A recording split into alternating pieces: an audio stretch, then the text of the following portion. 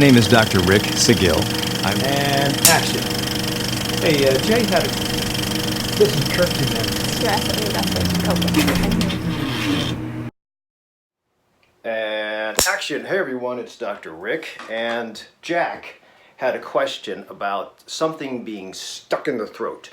Those are symptoms actually, but Jack had the symptoms of something getting stuck, kind of thick in the throat. And if this is the first time you're finding me, don't forget to hit the subscribe button down below and the alert button to find out when I do new videos. So I'll be doing a lot of videos because I've been inspired, especially in the month of December, because 2020 is going to be awesome.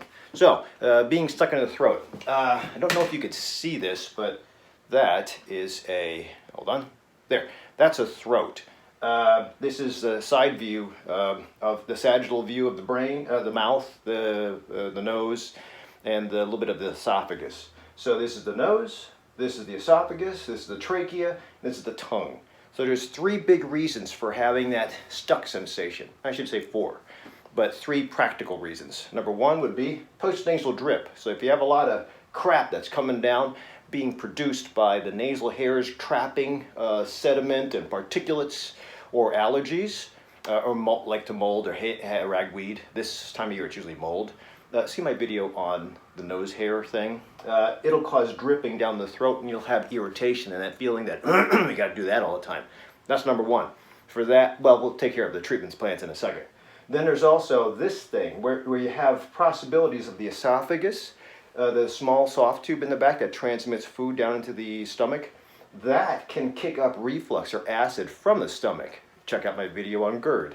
And if you have reflux or acid kicking up, especially when you lie down at night, and I'll tell you about the treatment plan in a second, give you that same sensation. It'll also give you a hoarse voice and maybe phlegm, what looks like phlegm. The third reason is going to be, this is the breathing tube. And the breathing tube for you, those of you who are kind of borderline exercise-induced asthma or asthmatics with this time of year especially, cold air turns on asthma. So that could be the third reason. A fourth reason, I might as well mention it, problems with the throat itself. Vocal cord dysphonia, vocal cord dysfunction, a mass in the throat, I doubt it. The three reasons are the most, and that's for that last thing, I might as well talk about it now. The treatment plans will be this. If it is a mass in the throat, you need to have a scope done. That's when an ENT doctor or a lung doctor knocks you out, puts a scope down through the nose into the esophagus. Actually, you don't have to be knocked out for that. They spray you with numbing medicine, but man, to have something go down there, that's to have a visualization down into the lung tube, the bronchus, or the esophagus, you will have to get knocked out for that. That's more invasive. Low risk profile, but you have to be given anesthesia. The other three possibilities, which are usually the reasons, we'll talk about the postnasal drip first, which I elucidate in my videos, so check out the links. If it is issues with the nose, you want to rinse your nose out on a regular basis. And I mentioned this, so I'm going to be redundant.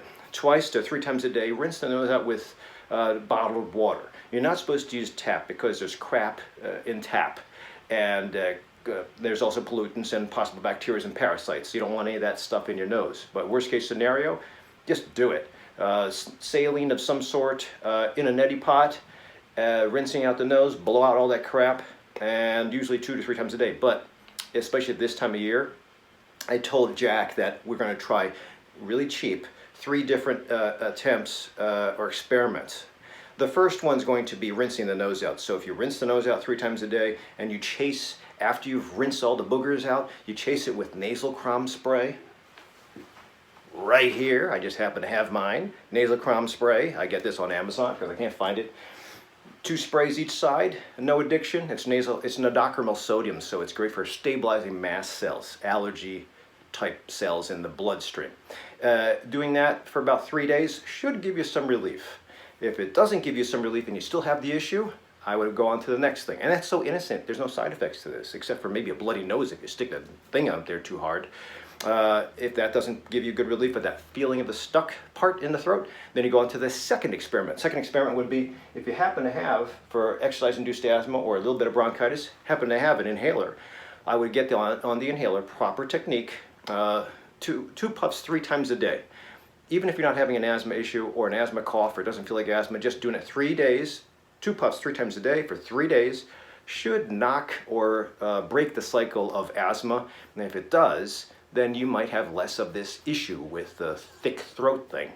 Now, if you're not an asthmatic, don't go buying Privatine Mist. I don't know if they even sell that anymore, but don't go buy anything. Well, if you're not an asthmatic, you might have to go see the doctor for that one.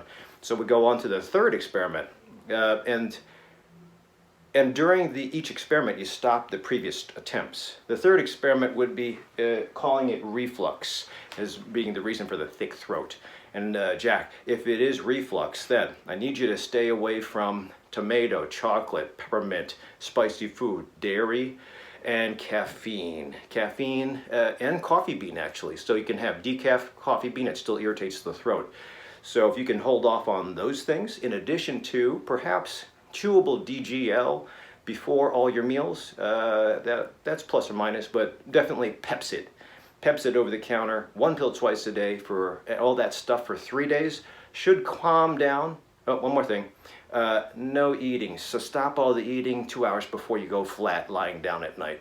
If you do all that stuff and you have good relief in 3 days, then it's a reflux issue.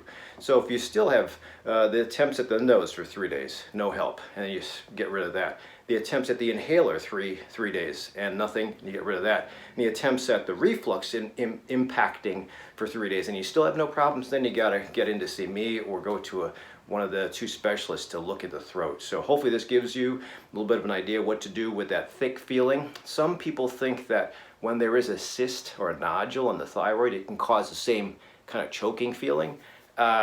Usually that doesn't happen, and most of the nodules that we have on even a multinodular goiter on the throat, of the thyroid, a centimeter, which is like that big, and it's very unusual to have a centimeter. It's easy to see it pop out if it gets big enough, like 2 centimeters, but to have it push in and not see it on the front, likelihood is low that it's causing the thick throat thing. So you might have to come in after getting thyroid blood tests, and maybe we'll get an ultrasound. So those are the 3. Hopefully you guys have, if you have any comments about how you went through this thick throat thing, difficulty with swallowing, foreign body in the throat, and I guess it could be that too. If you had a big fish bone and it's stuck, or if you're having a hoarse voice, you might have to go get that unstuck, but I doubt that.